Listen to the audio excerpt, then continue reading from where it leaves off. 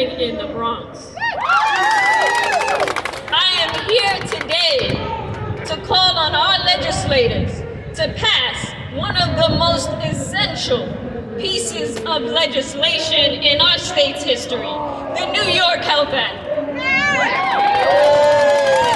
A year and a half ago today, I, like every healthcare worker in this city, witnessed helplessly as our community was overcome by the most devastating healthcare crisis in over a century.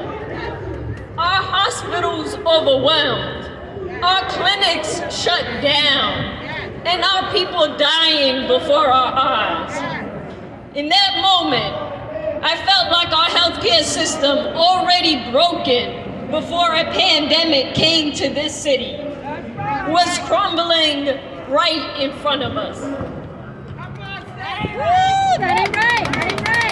I remember calling a patient of ours, a woman in our community who had diabetes, high blood pressure, and a host of other medical conditions, and she told me, "Doctor, my insurance cut out a month ago. I haven't been able to get any of my medicines. I don't know what to do." Left untreated, her diabetes was getting worse and she was getting sicker by the day. How can we as a society tolerate this?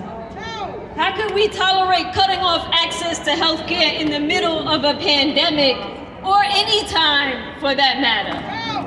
I don't choose to live in that world.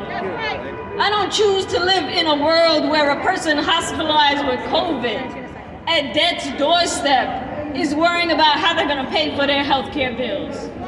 I don't choose to live in that world.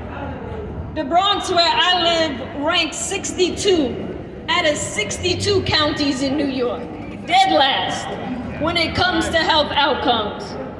We also have one of the highest combined uninsured rates and unemployment rates in the city.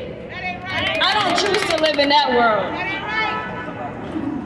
I don't choose to live in a world where my loved one with Medicaid is denied access to a healthcare facility because their insurance is not accepted. I don't choose to live in a world where there are two healthcare systems, one for the rich and one for the poor. Let me tell you about the world I choose to live in. I choose to live in a world where everyone has access to healthcare, no matter who you are, where you are from, how you look like, how much money you have. You are entitled to healthcare as a human right. We have the votes. I am asking you for the moral courage to pass the New York Health Act.